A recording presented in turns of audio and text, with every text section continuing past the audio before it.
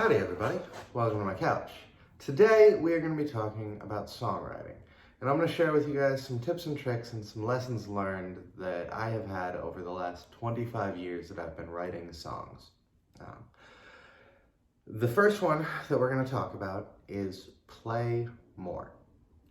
And I know this seems obvious, and it's like, yeah, duh, obviously, I need to play my instrument more, and then just songs will flow out. But I mean a very specific thing on this. I don't mean just sit down with your instrument and play the same songs that you play all the time and work on the same techniques that you're working on all the time. I mean, sit down with it and goof off and try things. Some of them are gonna sound awful. And hey, maybe that's something you want to do. Maybe you want to sound awful on a part of a song. There's a wonderful use of dissonance and resolution of dissonance in a lot of music. And knowing how to make those dissonant chords. Like, hey, cool. Maybe that's the thing you need to do. Maybe it's not. Maybe it's not what you want to do. But you don't know until you figure out how to do it. So sit down and just mess around with your instrument until you learn some things that you can use and you learn some interesting things. Now, while you're sitting down and messing around with your instrument, the next thing that I think you should do is learn from others. And I don't just mean watching these YouTube videos where I'm sharing like, oh, hey, this is some ideas for how to write a song.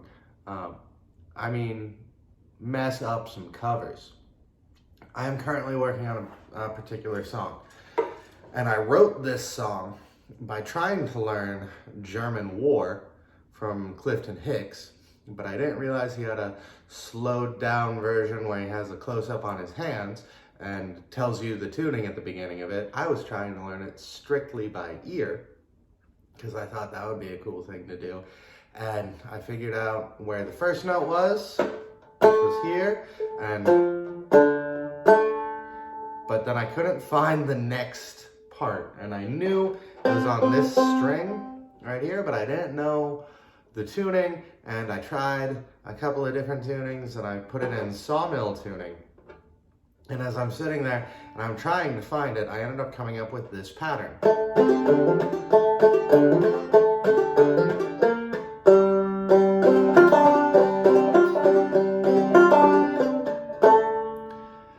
And those of you who have heard the song German War will know that sounds absolutely nothing like it. But it's a new song that I've got. So I wrote that song by trying to learn and failing to learn a cover. I still can't play German War.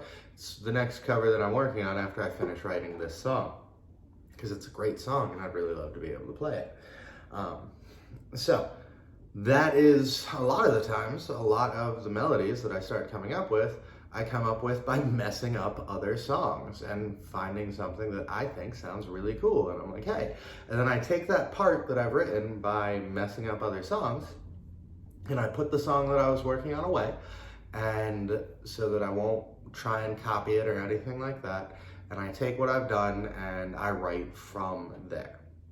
And so that's how I started out that song. That's part one of that song. And then part two is based off of the same melody, but it's a drop thumb part because I wanted to work on drop thumb. So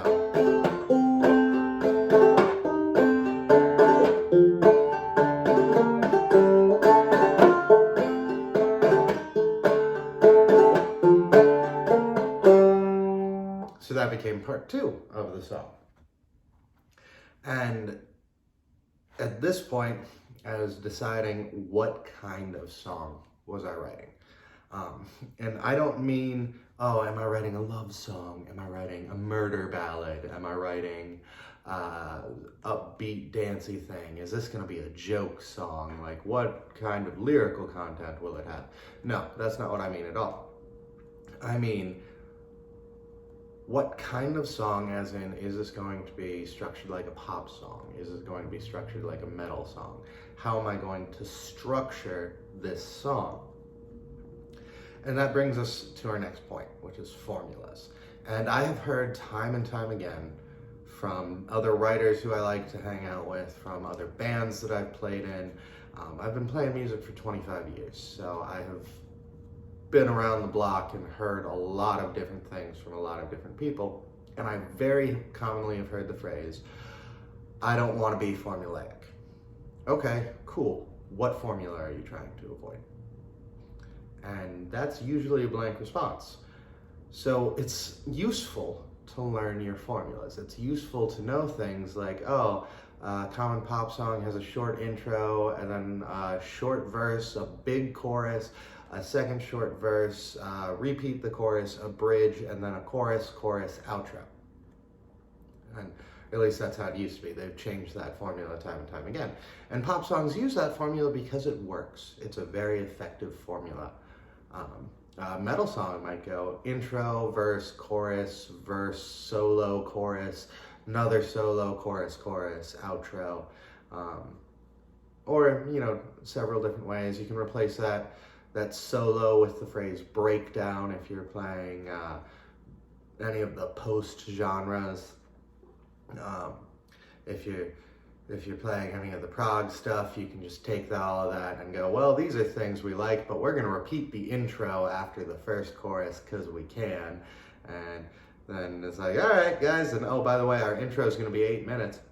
All right, sure, we can do that. Sounds like fun. If you're writing a jazz song, maybe your formula is woodly doodly boo, because jazz has no formulas. I'm kidding. Jazz is actually like very complicated, and they're all like pretty talented musicians, but I don't like to admit that to them because they're nerds. So don't tell them. All right? Everybody in agreement? We just make fun of jazz musicians so that they don't realize how powerful they actually are. You promised. You better follow through on this. So, learn your formulas. But you don't have to follow your formulas. I deviate from the formulas all the time. I play kind of a folky, old-time style. It generally falls under the realm of Appalachian music. And old time has its own formulas, where most of the time they used a refrain. They didn't use a chorus. Well, sometimes I like to use a chorus, and I don't want to use a refrain. So I use choruses sometimes. Sometimes I open with the chorus. Sometimes I end on a verse. Sometimes I end in a break.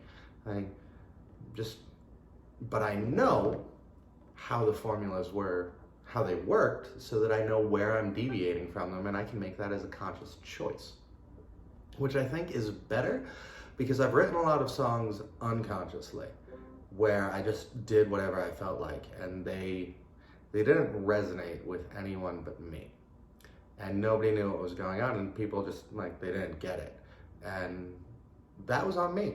Like, if people don't get what you're trying to put across and what you're trying to say, that's your fault. That's not, oh, they need to pay better attention to me. No, you're presenting yourself in such a way that they don't understand. Communication is the burden of the sender. So that brings us to chorus. And we've heard the phrase time and time again, chorus is king. And yeah, in certain musical styles, choruses are king. Like I said, I often write with a refrain. I like refrains. After your refrain comes at the end of your verse, it's a short phrase, usually a line or two. We just talked about Bob Dylan's Times They Are A-Changin' very severely, and his refrain in that song is, oh, the times they are a-changin'. And then he breaks and he does a little harmonica bit, and then he goes into the next verse. I like two-line refrains personally, because of the thing that we're going to get to next, but we'll talk about those in a second. We're going to finish on this point on the chorus. Your choruses need to be your point. You don't want your chorus to just be a whole bunch of esoteric nonsense. Like, if you're trying to say something with the song, it needs to be in the chorus, because that's the part that people will most likely walk away singing, is that chorus. That's why we repeat the chorus, is to drive this point home. So if you have something very particular you want to say, like Orange Man Bad, that should probably be in your chorus, and maybe it should occupy a specific place in your chorus. These are power positions, and that's the next thing we're going to talk about. There are all sorts of places in your song, and all sorts of ways in your song in which you can make things have more impact. And commonly, the power positions are the last line of any verse, the last line of your chorus, the first line of your chorus. And they don't technically go in that order. I think most people consider the last line of your chorus to be the most powerful position. And then the phrase that you end the song on. Those are all very important places where if you wanted to get something across, those are the places you should put it. So for example, with the song that I'm currently working on right now, it's gonna have a chorus. And the only phrase that I have for the chorus so far is, I wrote it like a symphony, but she spoke it like a curse. And so that'll be where the chorus ends. That will be the last phrase of the chorus. And I'll probably repeat that phrase a couple of times at the end of the song to just drive that point home. Because I like that phrase. I think it's a good phrase, and I think it'll occupy the power position nicely so that people will be like, man, yeah, that works. And it'll resonate with people.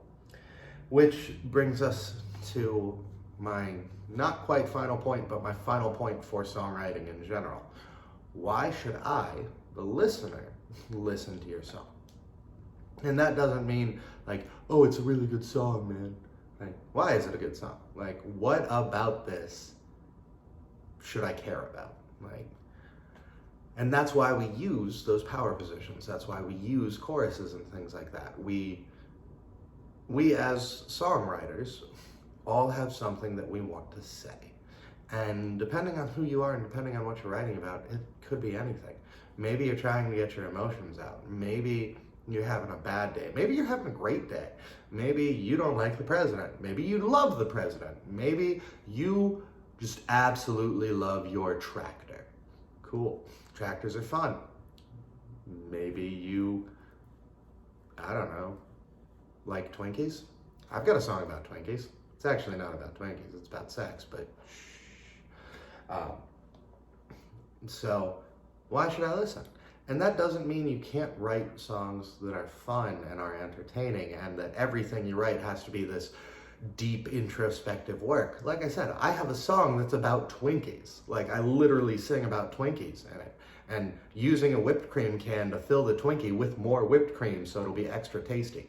Like, that's a line, like, not those exact words. I'm not gonna, my music is not always YouTube friendly, so I'm not going to repeat that song on it because I don't have as much power as Steel Panther to put things on there, and I probably have to make this an 18 or older only in order to, actually tell you what that song says. But that's a general idea of it.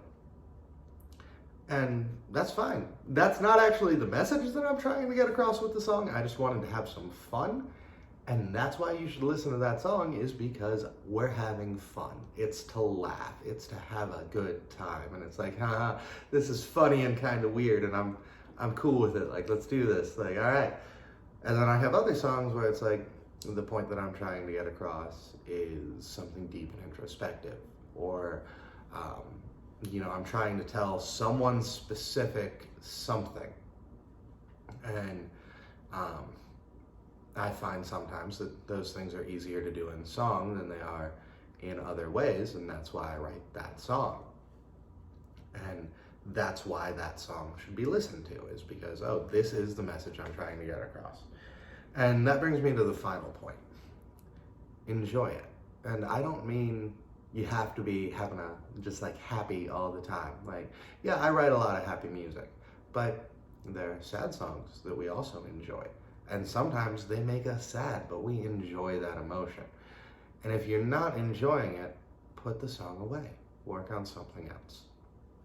Now, as always, if you don't like what I have to say, if you don't find it valuable, don't listen to me. It's your damn banjo. Play it how you want. It's your damn song.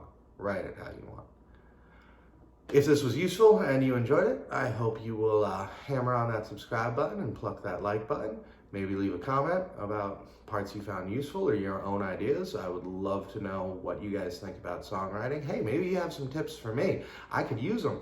I'm working for the first time really, really hard on making sure that all my songs are perfect for this EP that I'm doing. So, I could use all the help I can get. And I hope you all have a nice day. I'll talk to you later.